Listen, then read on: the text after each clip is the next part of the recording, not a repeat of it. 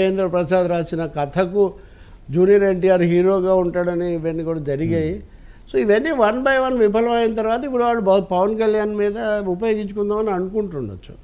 కాబట్టి అయితే బీజేపీకే ఠికానా లేదు తమిళనాడులో. ముందు ముందు వస్తుందా? కర్ణాటకలో కూడా ఎన్నికల ప్రచారానికి పవన్ కళ్యాణ్ తీసుకుపోలేదండి ఆ పార్టీ వాళ్ళు చెప్పినా కానీ. కర్ణాటక నిజానికి ఎక్కువ దగ్గర.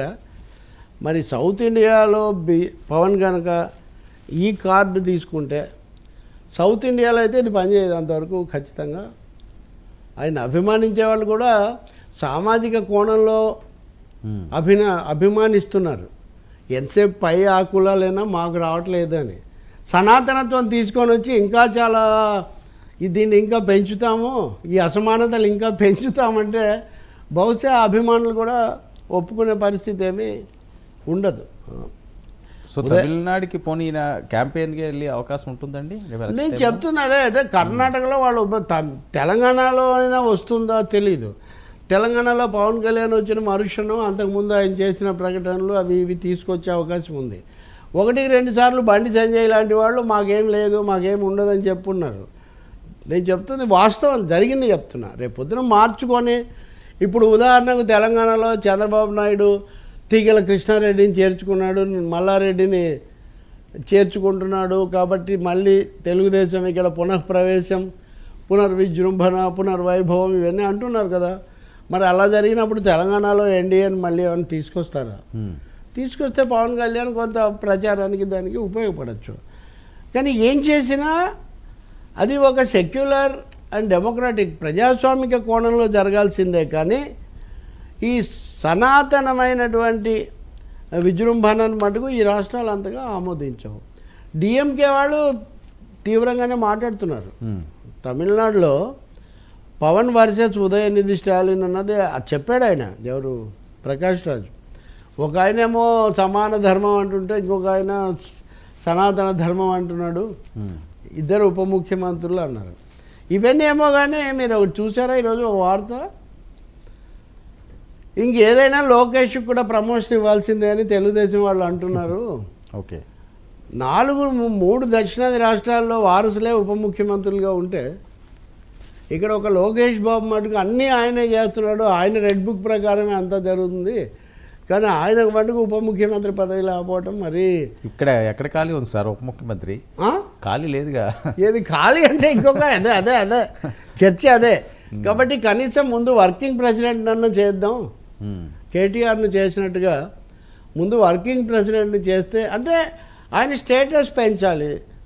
లోకీలో చేసుకుంటూ రెడ్ బుక్ ఒకటే చాలదు, కొంచెం వేరే బుక్ కూడా ఏదైనా ఒకటి అదనంగా ఆయనకి ఇవ్వాలి.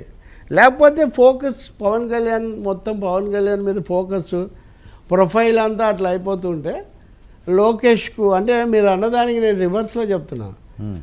వేరే రాష్ట్రాల్లో పవన్ కళ్యాణ్ ప్రభావం సంగతి ఎట్లా ఉన్నా ముందు ఉన్న రాష్ట్రంలో కూడా లోకేష్ను కూడా కొంత మనం ఎలివేషన్ ఇంకా తీసుకురావాలి అనే ఒక భావన నందమూరి కుటుంబంలో కానీ తెలుగుదేశం ముఖ్యంగా లోకేష్ అనుయాయుల్లో ఎక్కువ మన షో నడిపింది వాళ్ళే కదా, పనిచేసింది ఇదంతా. వాళ్ళు కొంత అసంతృప్తిగా ఆ విషయంలో ఉన్నట్టుగా కనిపిస్తుంది. సో చాలా మార్పులు వస్తాయి. వీటన్నిటిలో సామరస్యం దెబ్బతినకూడదు. నేను మీకు ఇచ్చిన ఉదాహరణలన్నీ మటుకు ఆ హెచ్చరిక అయితే మనకు ఈ నరసింగానందలు, సింగానందలు వీళ్ళందరూ పెరిగిపోకుండా చూసుకోవాల్సిన బాధ్యత మటుకు మనకు. ఏదైనా పవన్ కళ్యాణ్ గారు చేస్తున్న నినాదం కానీ లేకపోతే ఆయన వేస్తున్న అడుగులు కానీ పొలిటికల్ కాక అయితే రేపుతున్నట్లుగా అనుకోవచ్చా సార్?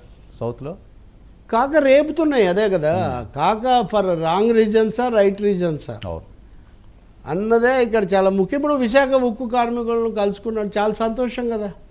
రేపు పోలవరం మీద చొరవ తీసుకోండి. నిన్న స్కౌట్లు గైడ్స్కు ఎలా 3,000తో పెట్టాలా 4,000తోనా అవన్నీ తీసుకొని మంచిది.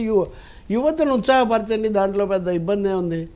ఇంకొకటి ఇప్పుడు హరిహర వీరమాళ్ళు చివరి షెడ్యూల్ అయిపోతుంది. మళ్ళీ ఉస్తాద్ భగత్ సింగ్ గురించి కూడా ఉత్సాహపడుతున్నారు. ఇట్లాంటివన్నీ వస్తున్నాయి. సో హెవీ ఎజెండా ఉంది పవన్ కళ్యాణ్కు. పొలిటికల్ ఎజెండా, సినీ ఎజెండా, సనాతన ఎజెండా, 3 అజెండాలు ఉన్నాయి కనీసం. ఈ 3 చాలగా ఇప్పుడు మీరు సదరన్ అజెండా ఒకటి ఇస్తామంటున్నారు. మళ్ళీ ఎన్ని అజెండాలు, ఏ జెండా కింద అని కూడా ఒక ప్రశ్న. ఓకే. ఎందుకంటే నెమ్మదిగా బీజేపీలో కలుపుకుందామని ఇది ఎప్పుడో జరిగింది. పవన్ స్వయంగా చెప్పాడు కదా, అవును. అమిత్ షా నన్ను కలుపుకోవాలని చూసాడు. ఏం సార్ నేనేదో బలపరుస్తానంటే మీరు నన్నే చపరిద్దామని చూసుకోవడం ఏమన్నా న్యాయమని నేను అడిగానని. సో అలాంటి చాలా చేంజెస్కి ఇక్కడ స్కోప్ ఉంది sir. Okay, thank you sir.